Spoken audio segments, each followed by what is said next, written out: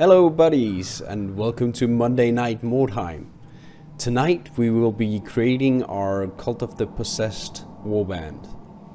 I have asked on Twitter if anyone wanted to have their name in my Let's Play, and I've gotten a few feedback.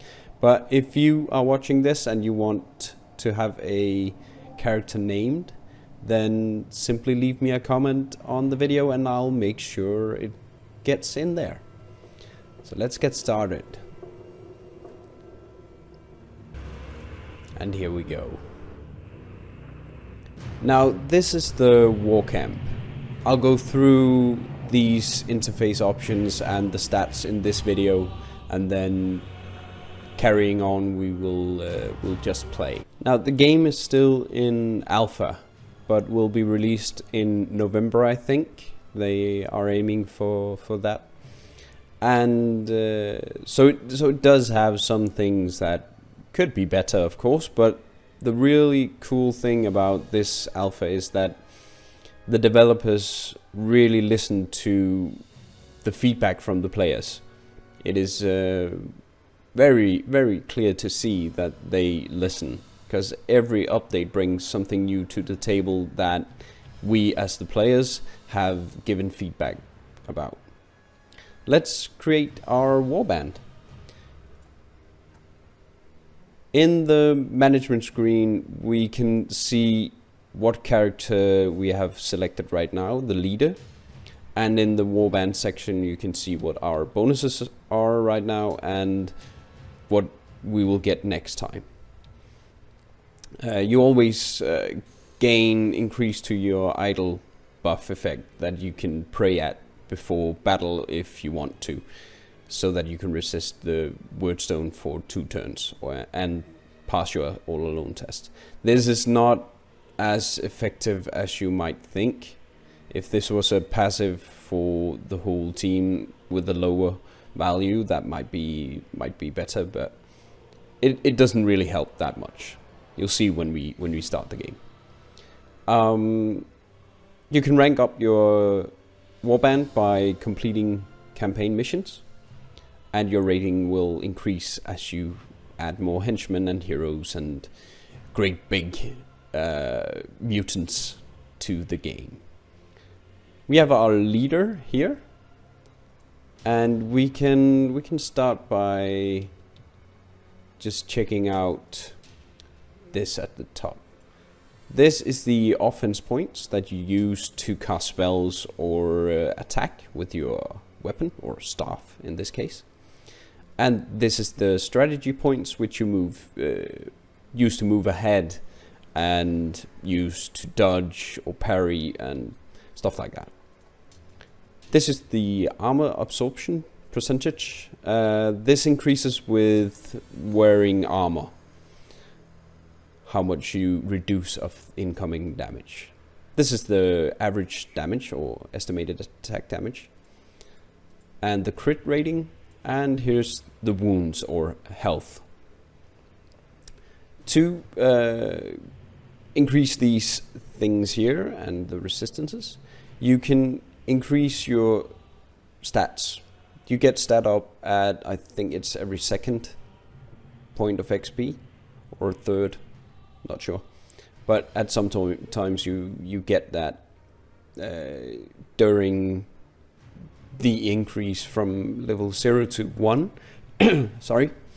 And that also means that you progress slowly instead of having to wait until he reaches rank 1, which is very, very cool. So you get that sense of actual progression, even though you're not progressing to some extent through the levels. Right now the maximum ranking is 6 for your people, but that will increase to 10 in the end once released. Strength increases your melee damage by 3% and bypasses 2% of the target's parry chance, and increases the rating. Every single one of these, when you increase them, increase your rating. And every third point will increase the carrying capacity of 1 So that mean that in the inventory you'll be able to carry more items like wordstone or items you find on your enemies. The toughness increases your wounds by 2% every time. Range resistance, poison resistance, critical resistance are increased as well. Agility increases melee resistance, dodge chance, and increases your chance to climb up in a building or jump down or leap over chasms. So he's fairly good at his agility, and the other two are medium. This guy is the Magister or Sorcerer, so he will be casting spells, and I think we'll make him into a spellcaster, because we will have plenty of melee people. In the mental section, you can gain leadership, which increases morale value, which is what you need to stay in the fight. If your morale value is reduced to a certain value, you will have to do a route test, and if you don't pass that, you lose the game. So he has leadership 8, which is very good. Intelligence 9. Oh yeah, leadership increases your chances to pass all psychological tests as well. Intelligence increases spell damage, magic resistance, stun resistance, and increases the chance to pass mental condition tests like stupidity and deranged. Alertness increases your initiative by 2. Also increases your ranged resistance, so you know when to dodge out of the way. It also increases your chance to pass perception tests. In the martial section, you have every weapon skill here, and weapon skill is all round for all melee weapons. Everyone, also staffs. It increases your melee resistance, your melee hit, and parry chance. Ballistic skill will increase your ranged damage by 3% and your ranged hit by 2%. Accuracy is to increase your critical hit chance and critical hit damage, and it bypasses dodge chance, whereas this bypasses parry chance. Your movement is how many meters can be moved within one single strategy point, so that when you spend a strategy point, you will be able to move this distance in any direction. I'll show you. Initiative is how fast the character will act in battle. The higher the better. Most of these are the higher the better, actually. So morale impact, if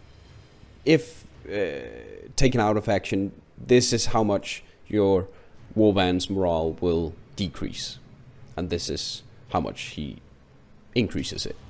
So those two are generally, I don't know if there's any skill to lower the impact of getting put out of action, but this is the dodge chance, and does what it says. Chance of dodging an incoming melee attack, negating any damage. Parry, you can parry an attack and negate melee damage as well, but it also makes you able to counterattack if you have a offense point left. The resistances are fairly, self-explanatory, I think. Trap, you can increase that by adding skills. Over here you have a description how many you can have active and what weapons they can use. So you can see he can actually become a great sword wielding, heavy armor wearing sorcerer instead of a spellcaster. Still casting spells. The staff just increases his chance of actually casting. And here in the inventory space you have the option to set a neck item, a chest item, armor, weapon slots for different weapon sets. Everyone has 2, and items. In the skills section you can add skills. You will get, as you increase in level, skill points to spend, and you need to spend coins and days trying to learn that skill, or learning that skill. His ability is Blood Sacrifice, a passive ability. Everyone starts with some sort of passive ability. After dealing melee damage, reduce the cost of the next spell by 1 offense point. The next action taken must be a spell or the effect is lost. So he's actually pretty good in melee. We'll see how he expands. And he starts with 1 spell, the Weapons of Destruction. He can cast that on any character within 30 meters. And it has a casting chance, minus 10%, so that you may fail it, and then there's a chance for a Thinch curse, so you get some sort of debuff or take damage from the spells, from the winds of magic, as they are called in this game. Self or ally, and the effect is that melee attacks bypass 10% armor absorption, and melee damage increases by 20%. So this is pretty awesome. We'll be using this a lot.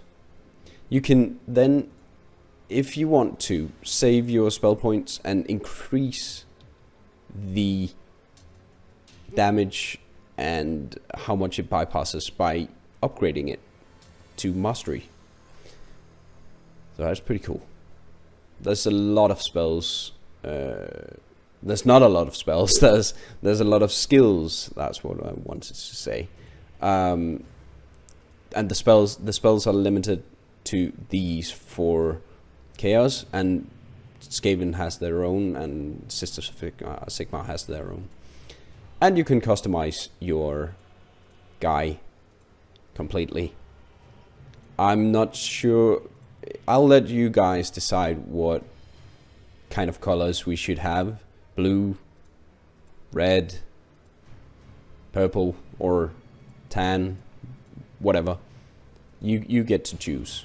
So let me know. We will name our first guy Shade Warp, of course.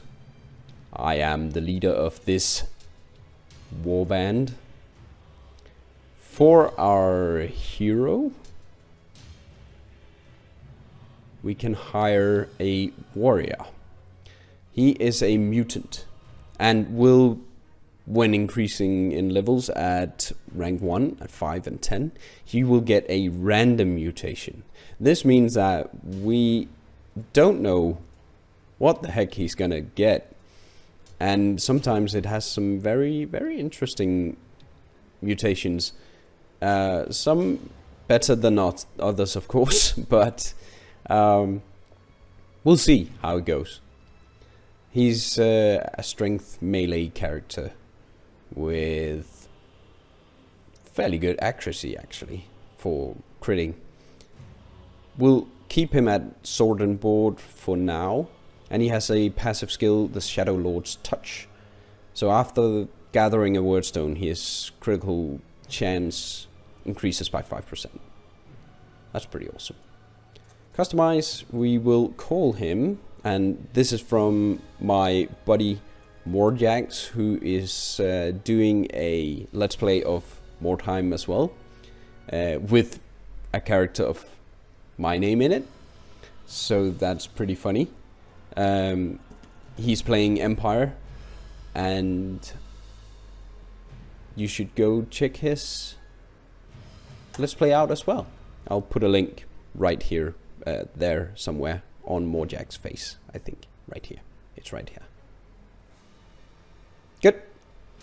We will go back and hire a henchman. Now, the Brethren are cool. No doubt about it. But when you start out, they are basically useless. They have low health, low strength. Well, they have the same health, but they have better strength. So the Dark Souls will be the ones I'll go for just now. Anyways, I'll be bringing in Brethren later on for support.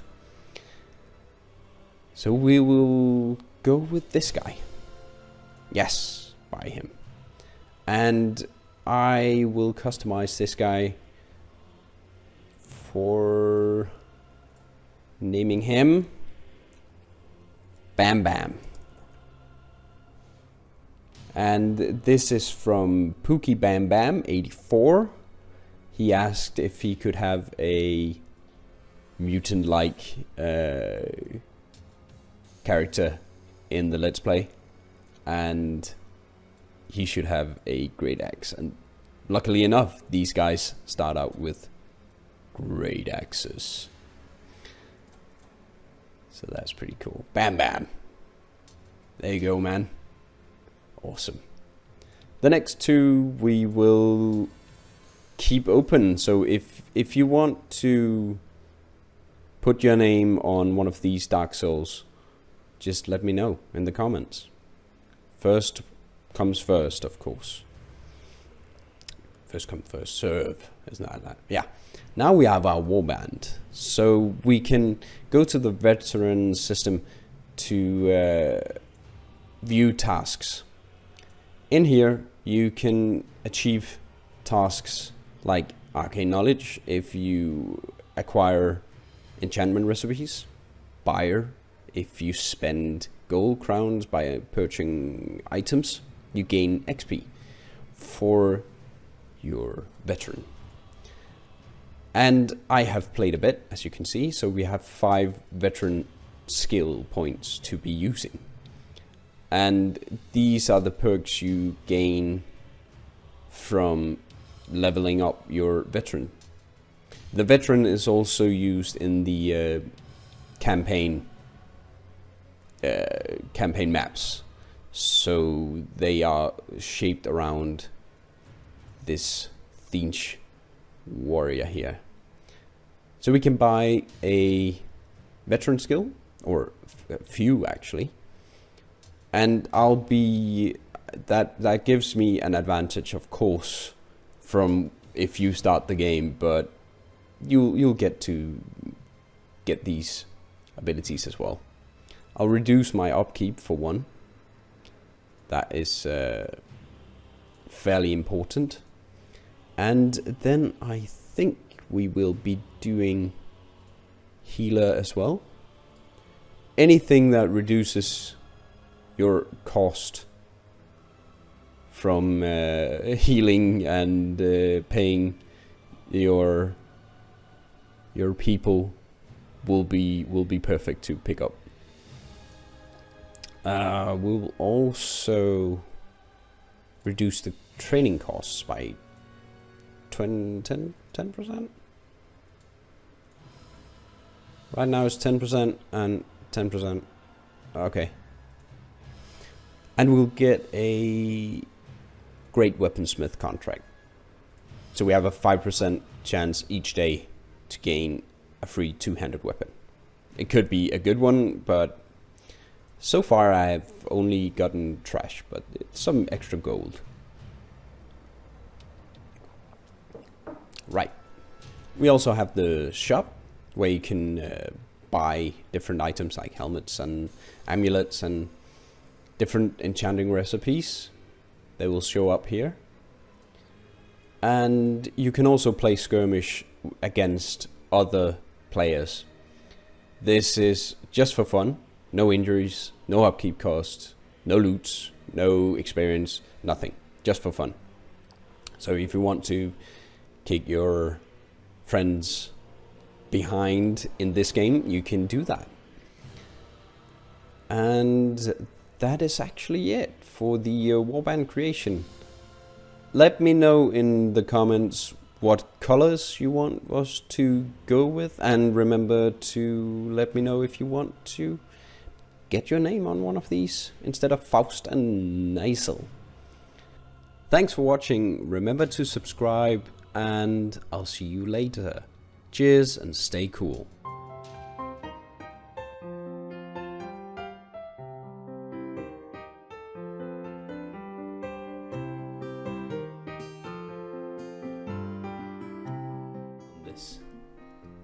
No! On this then. RNGesus. God diggity. Let's try this without monsters nearby. Maybe it will. Nope. Let's see now. Why don't you go back out and play? Okay. Pretty spooky. I love it. The production value of this game is just incredible.